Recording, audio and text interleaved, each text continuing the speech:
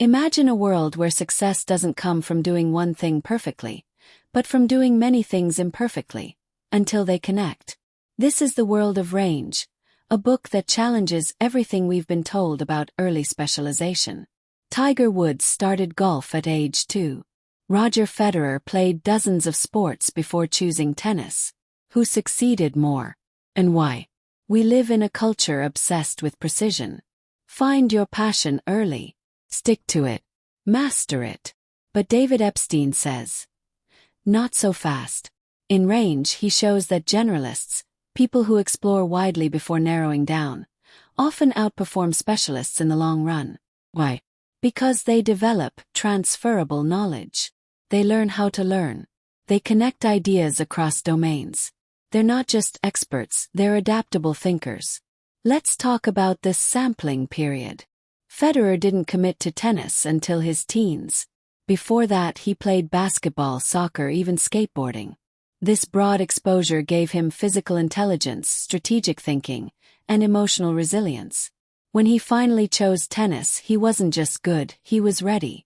Epstein argues that this kind of delayed specialization builds stronger foundations. It's not about being late. It's about being layered. Think of it like building a house. Specialists pour all their concrete into one pillar. Generalists lay multiple foundations, some shallow, some deep, until they find the strongest one.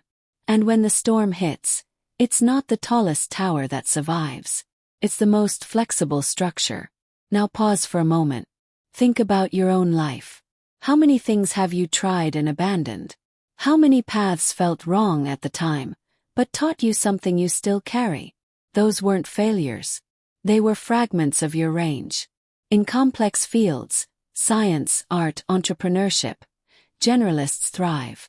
They borrow tools from one discipline and apply them to another. Think of Steve Jobs. Calligraphy classes influenced Apple's design. Or Nobel laureates. Many have hobbies outside their field. Music, painting, philosophy. These outside interests aren't distractions. They're fuel. They help us see patterns others miss. And science backs this up. Studies in cognitive psychology show that people exposed to diverse learning environments develop stronger problem-solving skills. They're better at far transfer, applying knowledge from one domain to another.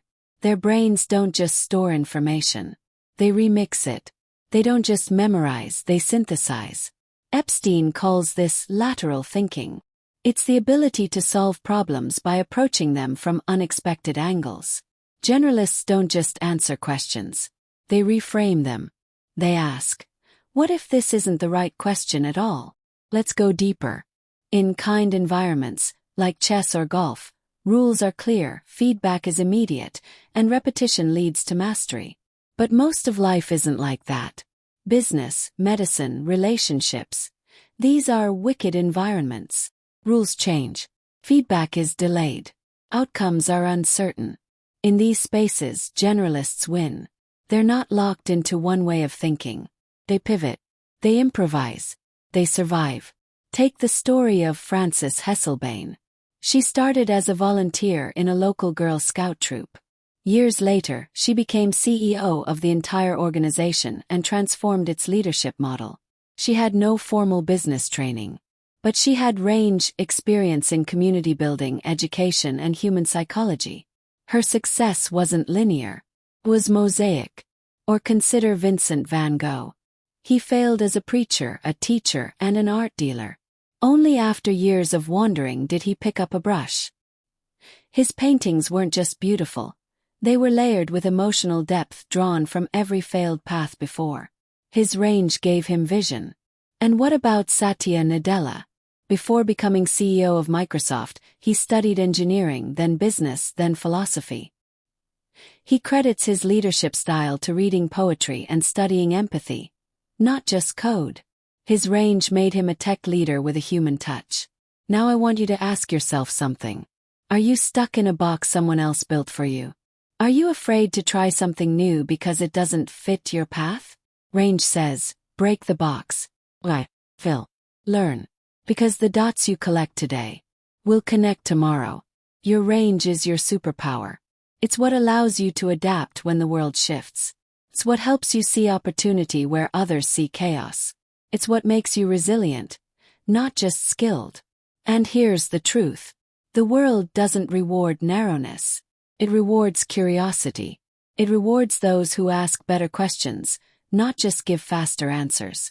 It rewards those who can say, I don't know yet, but I'll figure it out. Range isn't just a book. It's a mindset. It tells us that success isn't linear. It's layered. And that the most powerful thinkers aren't the fastest. They're the most flexible. So next time someone says, stick to one thing, and keep exploring. Because in the age of complexity, the curious will lead. And maybe, just maybe, that leader is you.